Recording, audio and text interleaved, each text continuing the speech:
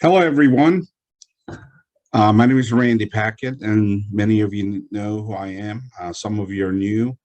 I want to welcome you to our webinar.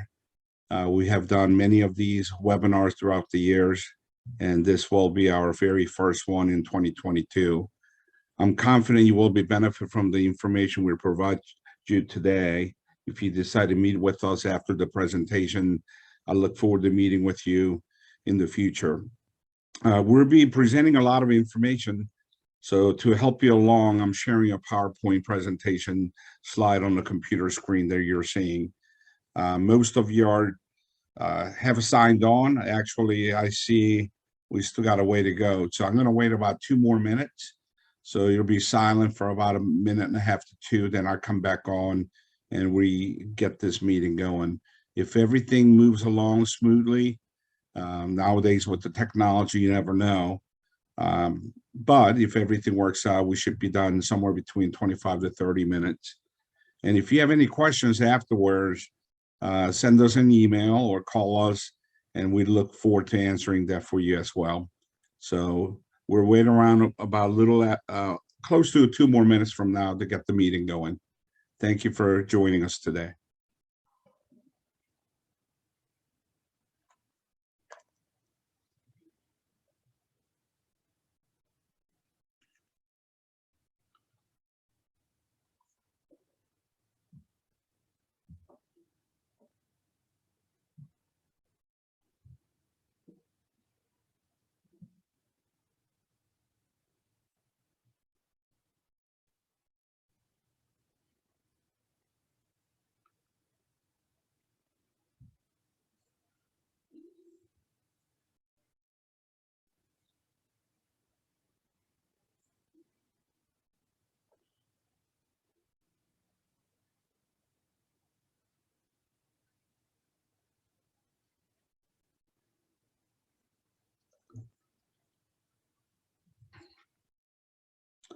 Okay, we're still waiting for a few more people to sign on.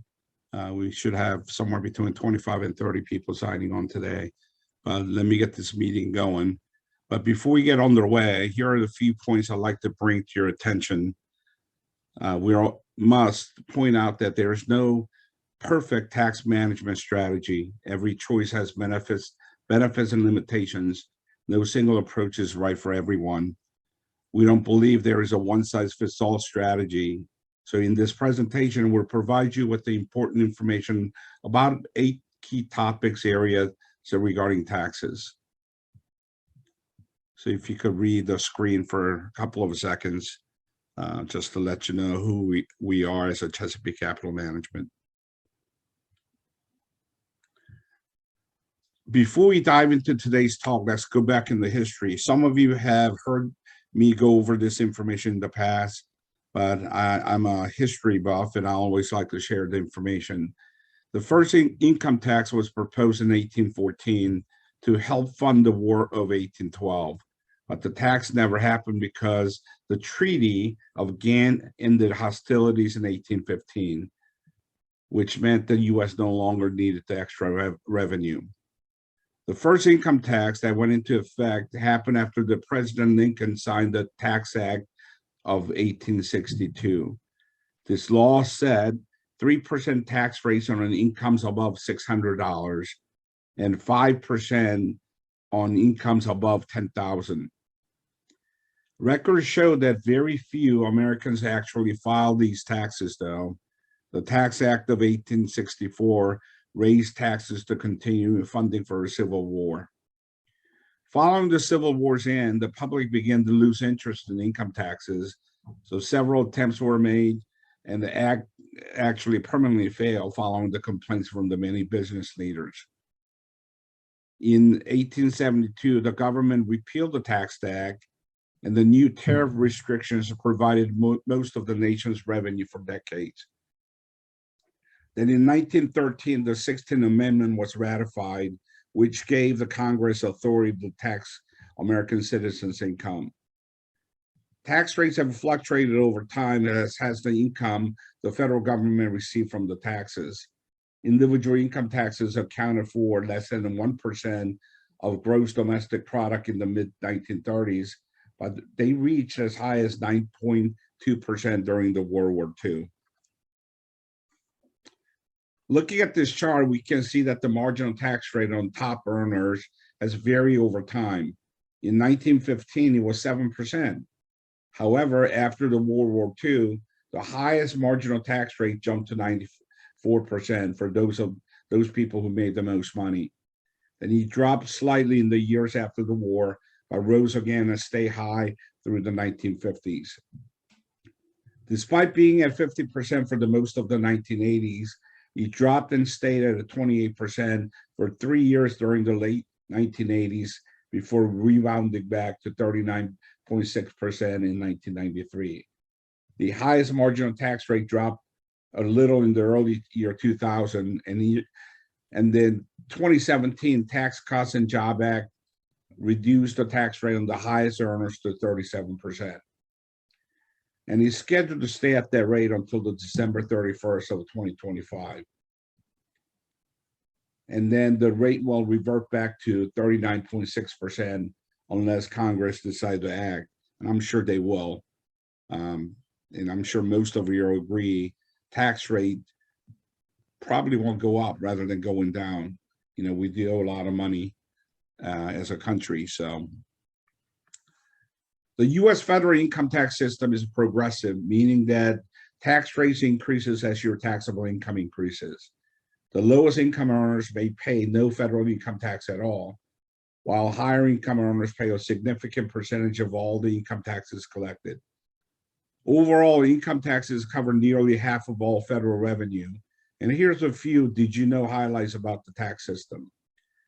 Did you know that Americans who earn more than $200,000 per year, that's about 4.5% of all the returns, tax returns, paid nearly 60% of all federal income taxes in the last 5 years.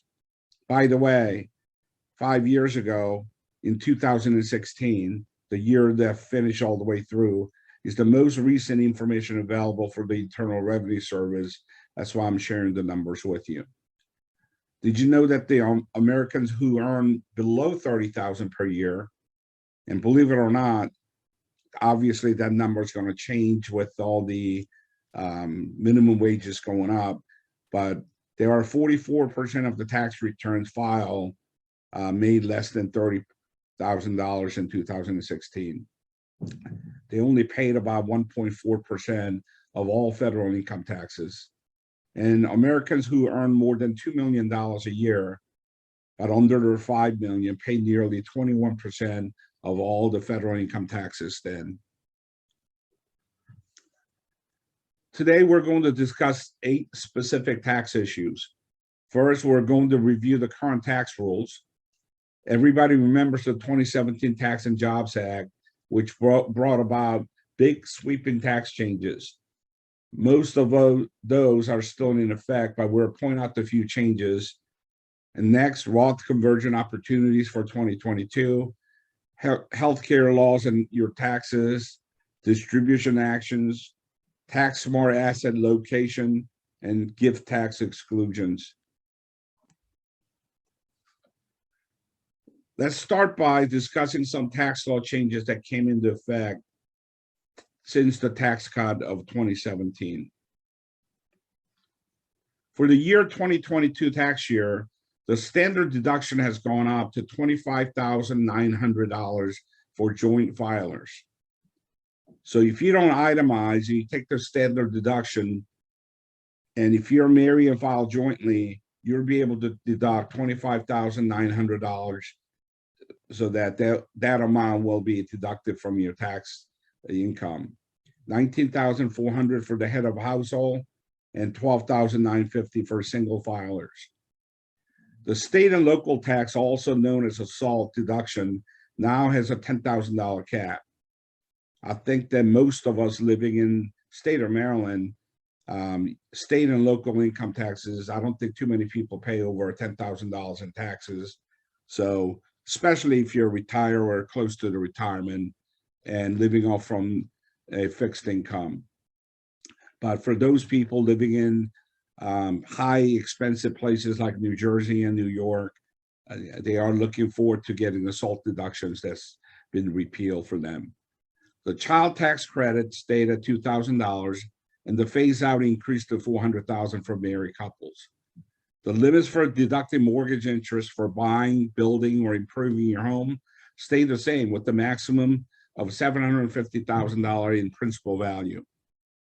So if you're to go out and buy a new place, and your principal value of your house is less than $750,000, then whatever the interest that you have, you're able to deduct that. But anything above that, you won't be able to deduct in taxes. Here are the few more items that were introduced in the 2017 Tax Cuts and Jobs Act. They are still in effect. 529 plans are now eligible to fund elementary and secondary education. So that should help for those of you, or maybe you have your kids or grandkids have been having kids going to elementary school and a secondary education before college. You can no longer reverse a Roth IRA conversion, which means once you convert to a Roth IRA from a traditional, there's no going back. Some of you may not have known this rule, but in the past you were able to do that if you didn't like the decisions that you made. But once it's converted to Roth, you're going to stay there. I know a lot of you have done that, and I encourage people to consider switching to a Roth IRA from a traditional if you're able to pay taxes with any other money that's sitting around. Yeah, it's a good strategy, especially if you got a lot of money doing nothing for you sitting in the bank. This is something that you may want to consider. We do have many opportunities that you could take with that. So please give us a call, set up an appointment so we could go over your individual situation. And once again, these are the people who have a traditional IRAs, or they still have a 401ks and 403bs, TSPs that they have, and yet they don't think they're going to need it because either they have a high Social Security money coming in or their pensions there from work. So adjusted gross income phase-out range for Roth IRAs has risen in 2022. For single filers and head of household, it ranges increased from 129,000 to 144. And married filing jointly increased quite a bit from 204 to 214,000. So anybody in that income range, you're able to still do a Roth IRA. To qualify for the tax-free and penalty-free withdrawal of earnings, Roth IRA distribution must meet a 5-year holding requirement and occur after the age of 59 and a half.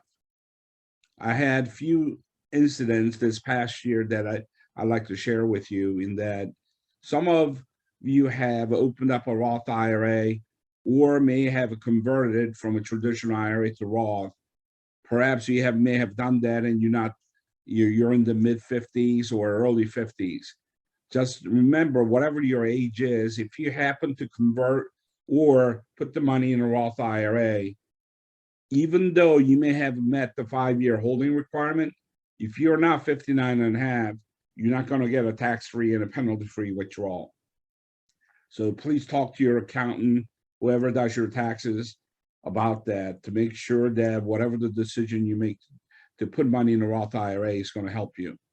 I know it's not easy with all the tax law changes, and especially I'm a big believer in putting money into a Roth IRA, but that's only if you're really not going to take I can take that money out of your Roth IRA until you're 59 and a half. The original Roth IRA owner is not required to take any minimum annual withdrawals. So no such thing, not like the traditional IRA. The alternative minimum tax exemption has increased in 2022. The exemption for a married couple filing jointly has increased to $118,100, and it phase out increased to over $1 million. So people that take a lot of deductions on their tax returns, if you're still making above the 118,000, you may have to do alternative minimum tax calculations. The state tax exemption has increased to 12.06 million in 2022.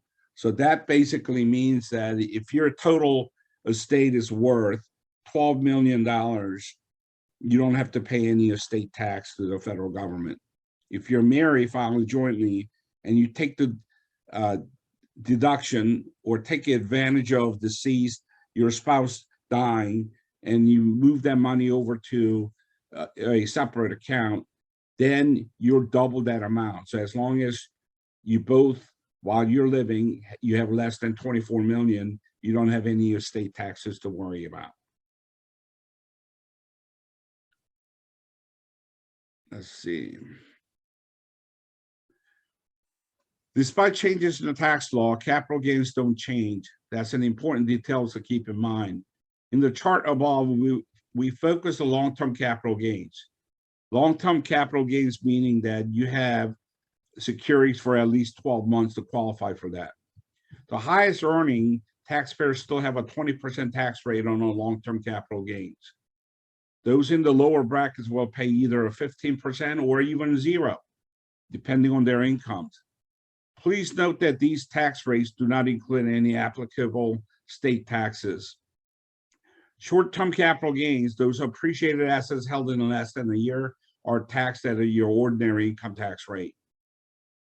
You know, I always get this question as we get older, we don't like, more and more, we don't like paying any taxes. I don't think anybody likes paying it at any time, but I find myself hearing that a lot. They don't like paying taxes. But just keep in mind, if you have $10 that's earning interest, and if you happen to earn a 10% in gains for any given year, so let's say in 2022, you have a $10 in investments, any type of investment, and during the year you made a 10% gain and you decide to sell that, well, that's going to go under your ordinary income tax rate because you held that for less than 12 months. You got to pay taxes on that. Let's say with all your deductions and everything, you're at a 15% tax rate. That means theoretically you could be paying up to $1.50 on a $10 gaining 10%. That's $10. $10 you got to pay 15% is $1.50, which means you're still going to net out $8.50 or 85%. You know, to me, that's a pretty good deal. You know, sometimes we worry so much about taxes, we don't see the bigger picture. So understand taxes can be mitigated and pay less. However, it's not always bad to pay taxes. That's the same deal as in Roth IRA conversion. Why would someone make traditional IRA into a Roth and pay taxes up front now when they really don't have to? Well, a lot of people do that because either they're thinking out 10 years, 15 or 20 years down the road for their own tax returns, or perhaps they want to give the money to their heirs, their kids or grandkids, tax-free. So just realize the tax in itself is not always bad, but we will help you to reduce your taxes. Come and talk to us if you have any concerns about that. One way to manage investment-related taxes is to consider taking advantage of a tax-deferred account, such as a 401k, IRAs, annuities, health savings account. These type of accounts have a potential for tax-deferred growth. You may also be able to manage your tax liabilities by revising your asset allocation strategy and shifting your investments to assets that generate tax-exempt income. Nowadays, even though that's a strategy, it's not advisable in many cases because most of the tax-exempt income, most of the federal government or even local government bonds are paying very little interest. And even though you're earning interest, as long as you hold that to the maturity, you get your money back. But a lot of you have invested your money in the mutual funds in tax-exempt income area. Well, if the interest rate goes up, the value of your account is going to go down. So certainly you can't just take one idea thinking that one strategy is going to take care of everything else. You have to be able to coordinate your investment options. And that's why many people come to us, so we manage their portfolios all together, whether it's in stock portfolio, whether it's an ETF, some mutual funds, or even annuities. We will help you to manage it so that you will mitigate the taxes and pay very little, as little as you can. Under the Secure Act, in most circumstances, you must begin taking a required minimum distribution from your 401k and traditional IRA by the time that you turn, whatever the year you're turning age 72. Used to be 70 and a half, now it has moved to the 72. Not 70 and a half, but actually the year you turn 72. So let's assume that, like in cases, let's say your birthday is in March and you're going to turn 72. You may want to consider doing something about your withdrawal of your required minimum distribution early on. Your birthday is now March 1st, maybe as early as March 10th, March 15th, you may want to take the money out, because you got to take that out by the year end. The reason is, if you have $100,000 and you got to take out, again, this is probably about $3,600 is what you need to take out. But let's say you need to take out a 4% of that as the RMD. I believe the real number is 3.64%.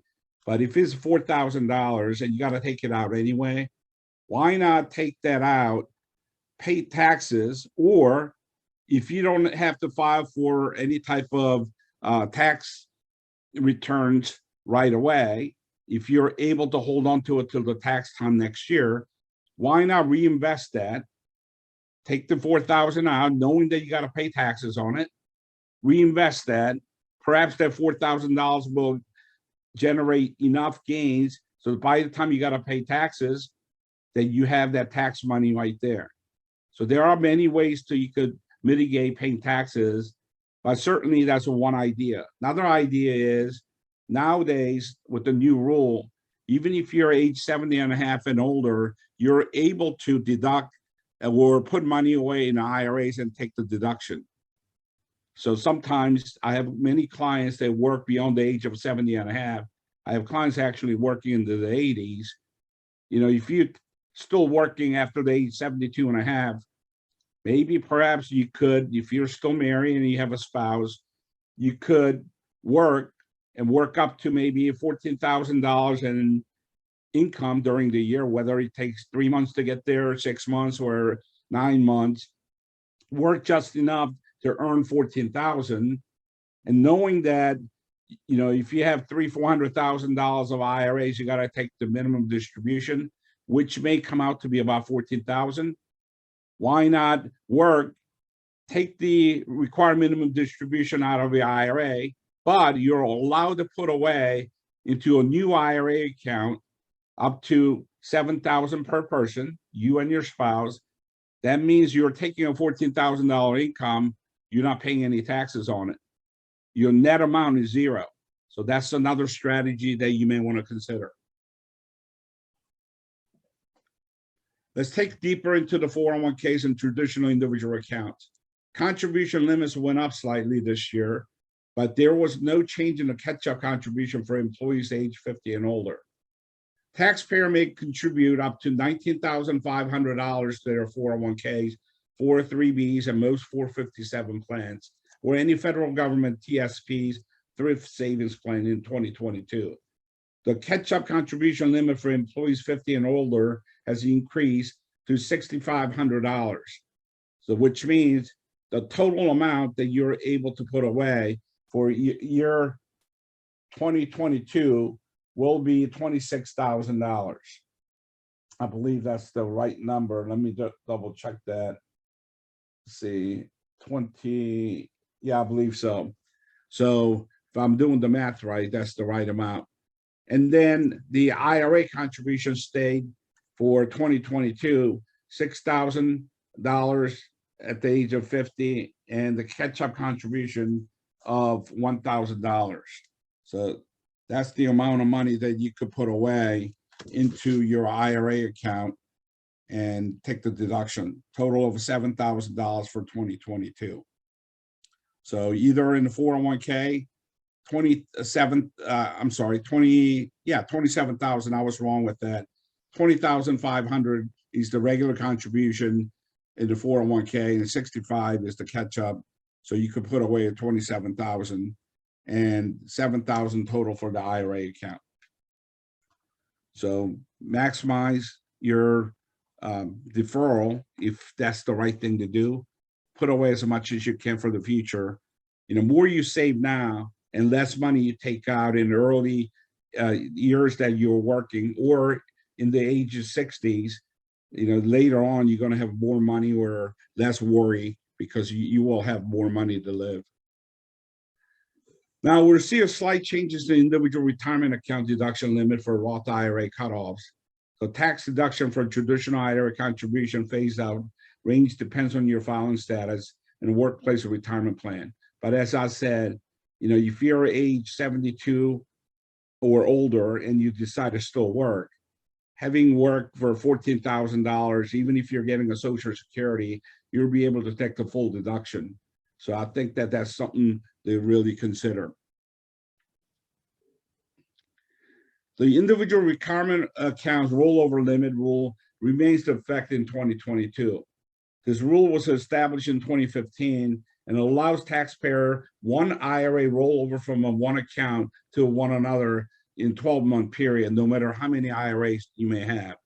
So this is something that you really need to know, unless that you're going to have a direct custodian to custodian transfer from IRA to IRA.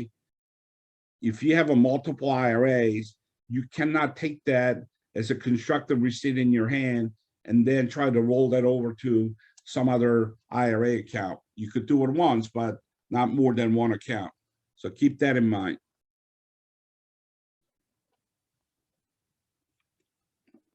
Let's see.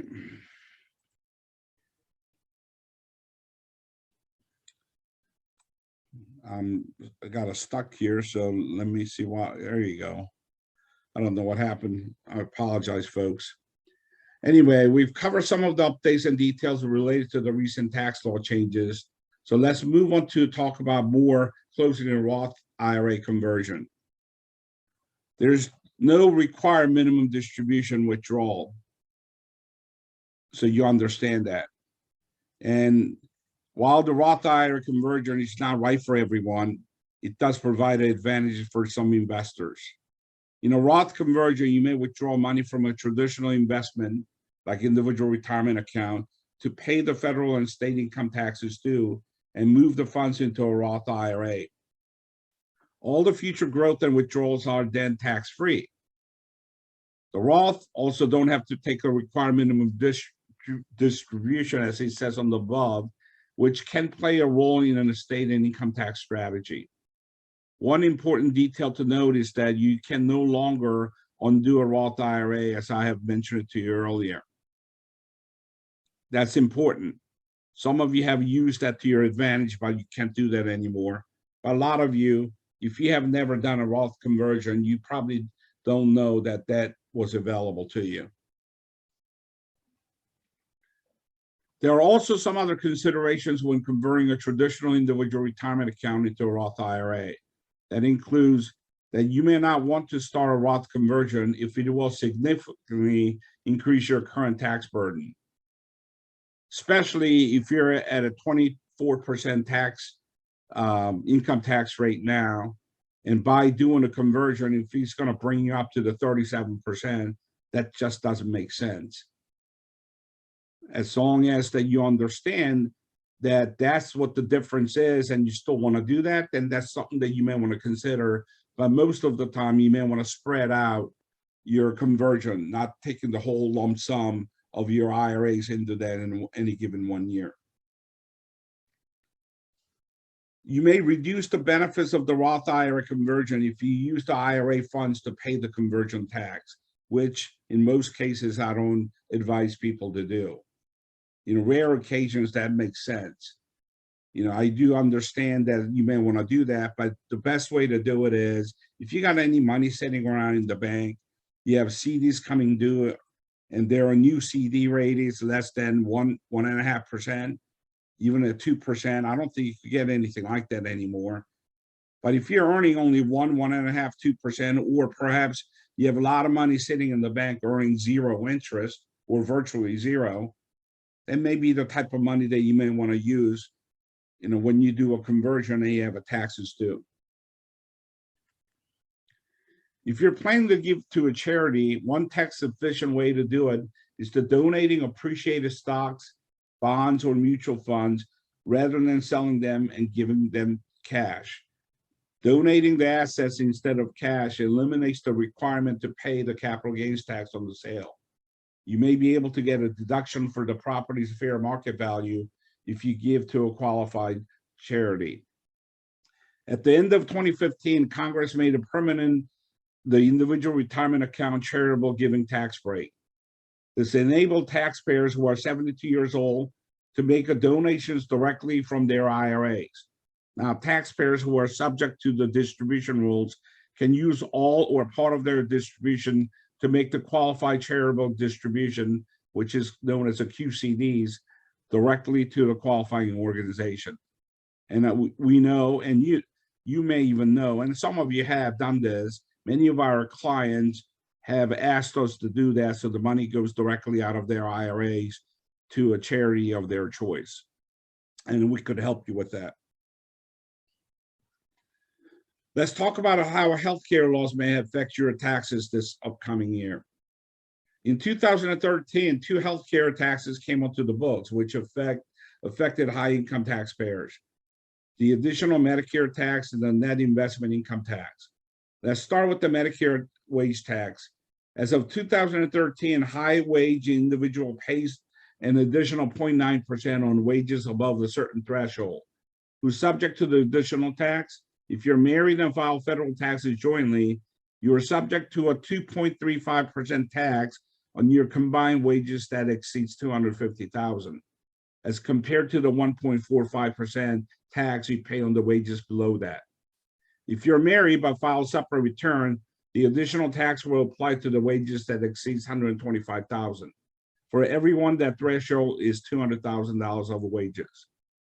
Let's take a look at an example. A single individual in 2022 with the wages of $240,000 would owe tax rate of 1.45% on the first $200,000 and 2.35% on the remaining $40,000.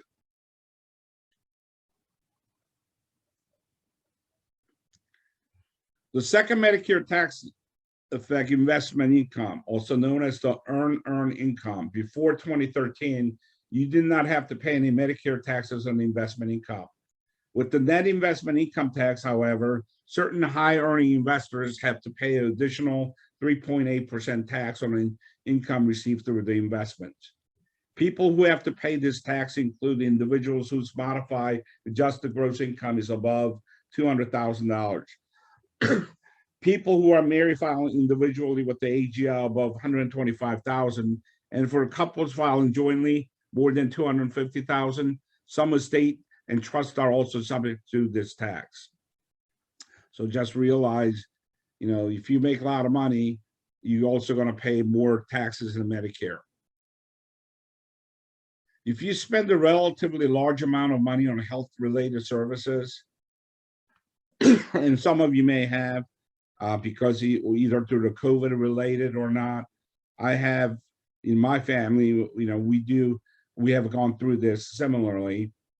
So you may be able to deduct those expenses from your 2022 taxes if your expenses have exceeded 10% of adjusted gross income. Now let's look at some details you should consider when taking retirement distributions. Another way to help keep more of your hard-earned money is to think about how taxes affect your income strategy. There are some ways to potentially avoid the tax pitfalls when taking distributions. You should inventory all potential sources of income. The list might include all your retirement accounts and any other accounts you manage. You review the tax treatment for each item and how a change to your income sources would affect the taxable income. For example, if you move money from a taxable account to a tax deferred account, Determine whether you should consider adjusting your asset allocation to move assets into a tax deferred account or maximize contributions to reduce your reportable income. So there are many ways that you could figure things out, but if you can do it alone, talk to me, talk to our company, or, if it's a tax related, you may want to talk to your accountant about that. Now, on to the next point. It's an asset allocation. Asset allocation, location, not to be confused with the asset allocation, is an attempt to manage your tax liabilities by taking advantage of the different tax treatments that some investments offer. Using this approach, some investors strive to maximize their after-tax returns by strategically determining which securities to hold in tax deferred accounts and which to hold in a taxable account. How do you know what's the best for your assets? A sound strategy depends on several factors, including your age, time horizon, and risk tolerance. Obviously, if you have a work with me, those are the things that we talk about all the time. I have a very simple rule. The older you get, the less risk that you should take. Many of my clients, many of you that you're listening, there's no reason for you to take any risk at all.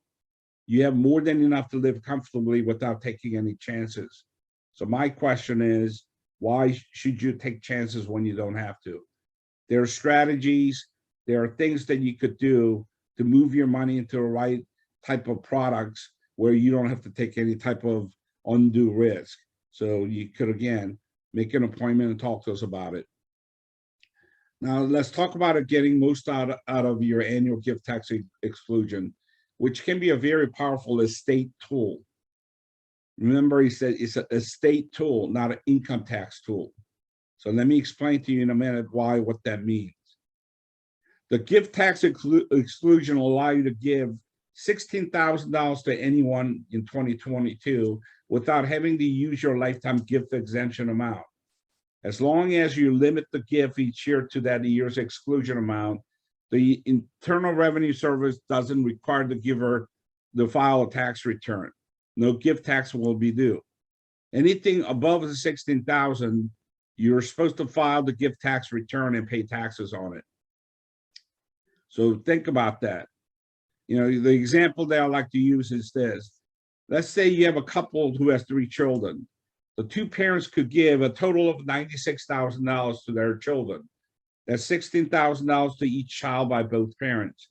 Again, this does not apply to a lifetime exemption. Recipient of the gifts don't have to pay gift taxes. The owners are responsible for the taxes.